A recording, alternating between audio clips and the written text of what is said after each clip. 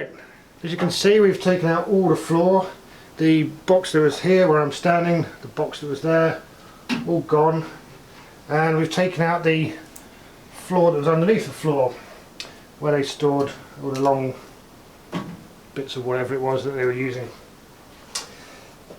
Before it goes any further then, it's an ideal time to clean up all this metalwork, all these cross braces and the big runners here. Get them all cleaned up and hammerited, just like I did with the Zil chassis. And just like I did with the Zil chassis, I'm going to mostly use the needle gun. The vibrations from this make it quite an unpleasant tool to use, so to get around that I'm just going to use it for like half an hour at a time, and then yeah, that's not so bad. This is where most of today's work is going to take place, and you should be able to see here the clear difference between the chassis of the old lorry, this is the DAF chassis, and the chassis of the box on top of it.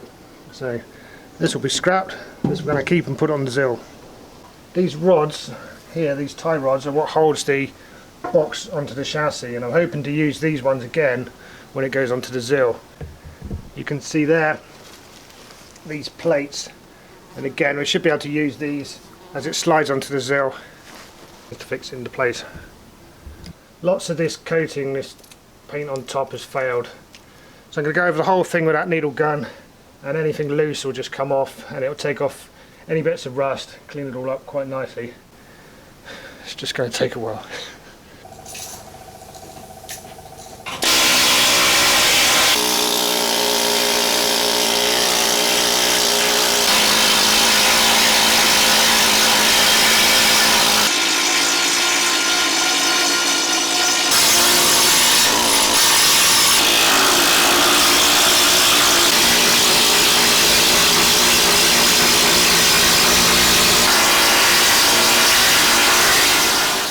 Open up the whole of the side here. This is where the stage is going to come down, but for now at least this bit's got to go, because that's where one of the rear wheels of the Zil needs to be, about there and there I think. Yeah.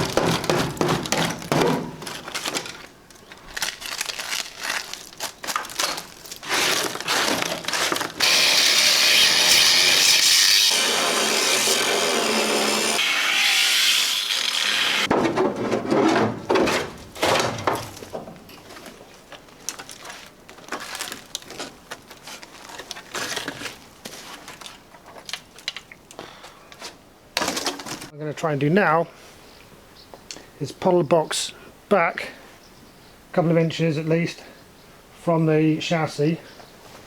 So you're going to be able to see this cross member here, this is part of the lorry, this cross member here is part of the box. My plan then is to put the high lift jack between the two and jack away. So if I can pull it back this way a bit, it'll give me much more access around here, so I can clean it up and chop off any bits that we don't need.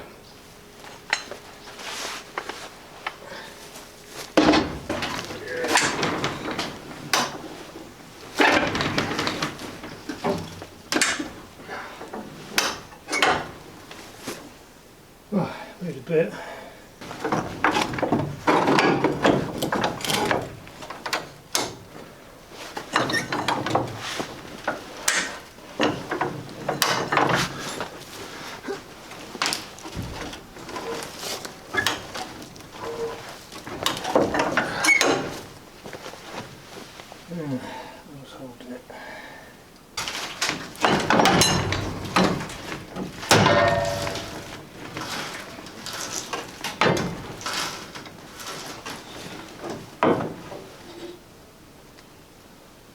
There's the culprit right there.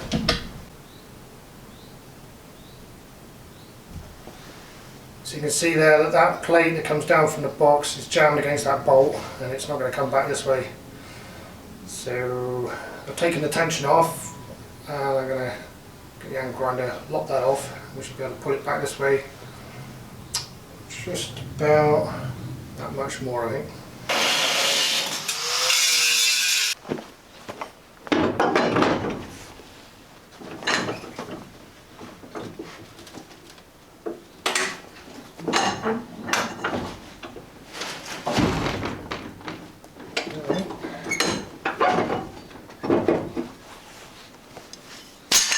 That means that the box is pulled back far enough from the chassis now. I should be able to lift each corner in turn and stick one of these steel wedges between the lorry chassis and the box chassis. So there's the wedge. Each time I lift it, I can move it in a little bit more. Yeah.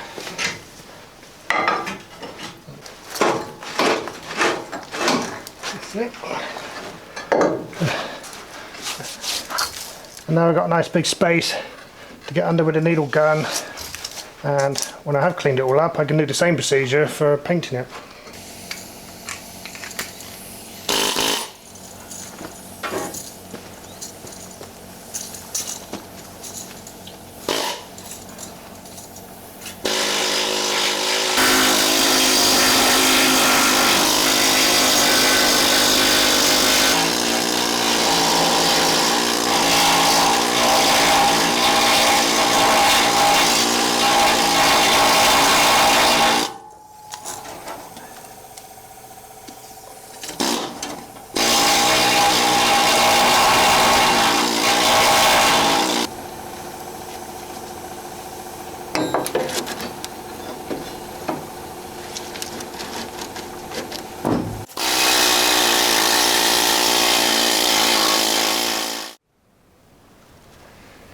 Right, after about 12 hours of preparation over the last week, the frame of the box is finally ready to paint.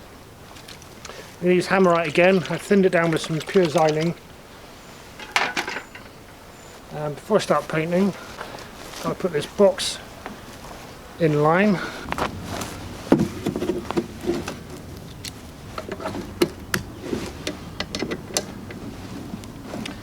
Unlike the needle gun, which needs as much air as it can get, it's very important that the paint gun has a set regulated amount of air. In this case it's going to be 40 psi.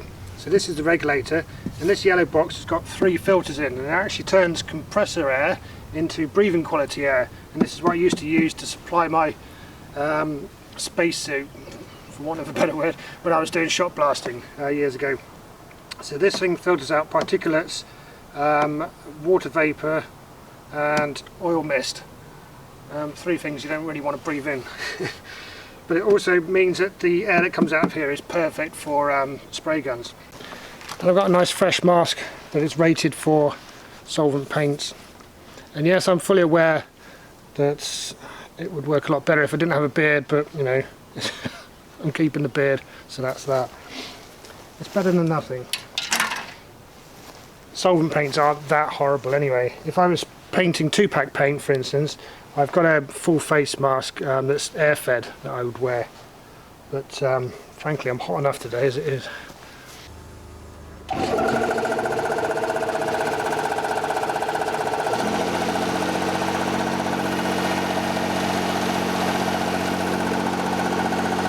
I forgot, before I start painting, I've got to blow everything down with this, get rid of anything loose or dust or any of the crap like that.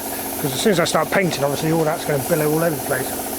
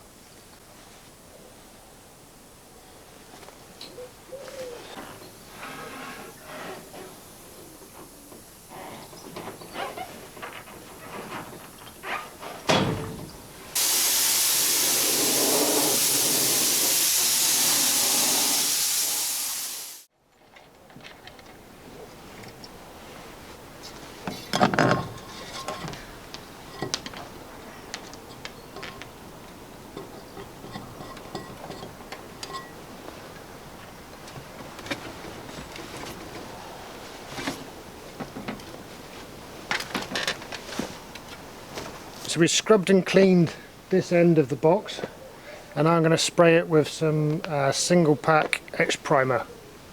I'm using X primer because we've got quite a lot of aluminium here, but also because the main wall is plastic coated plywood. I think X primer is going to give the best adhesion to that. Because X primer's got an acid in it, and once the paint has dried, the acid eats into the surface that it's on and it gives it a good chemical grip, and then that primer provides a good mechanical grip for the top coat that goes over it. So yeah, I'm just painting this end for now, because obviously when it's on the ZIL, this end is going to be pushed up against the ZIL, back of the ZIL cab, and access is going to be quite poor, so might as well make the most of it being out in the open air at the moment. I'm going to do the same on the ZIL. I'm going to paint the back of the cab before we put this on the ZIL.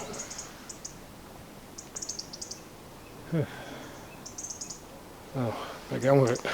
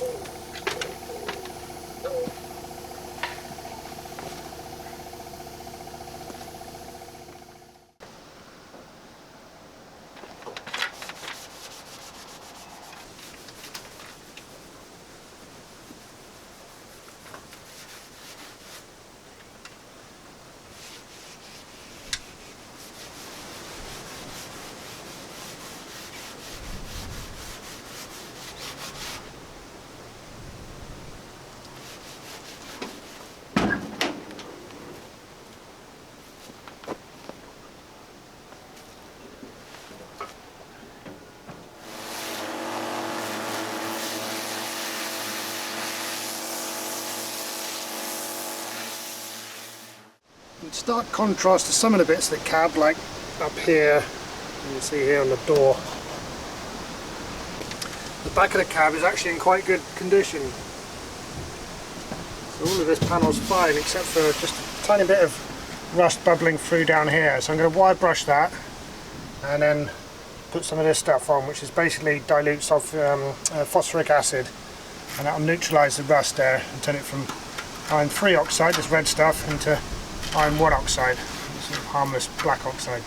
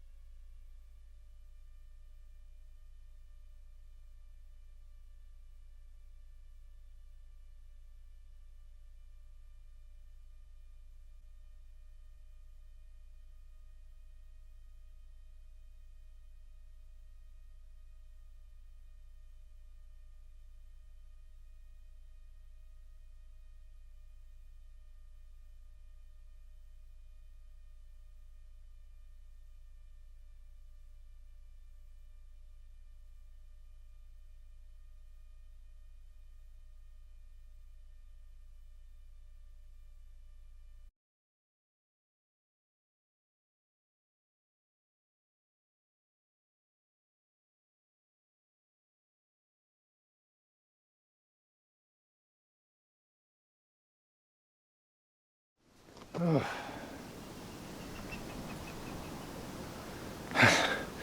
My God, that was frustrating. Oh. I was up at 6 to start this. It's just way too hot. Of course, it's already dark, so it's absorbed heat. So even though the ambient temperature is probably in the mid-20s now, that's loads hotter, and it's just drying so fast that it's just, it just looks awful. Absolutely shocking. I can't maintain a wet edge because I do one pass with a gun before I've even started to come back. That first pass has dried, so there's no way of overlapping wet edges and making a consistent finish. Ugh.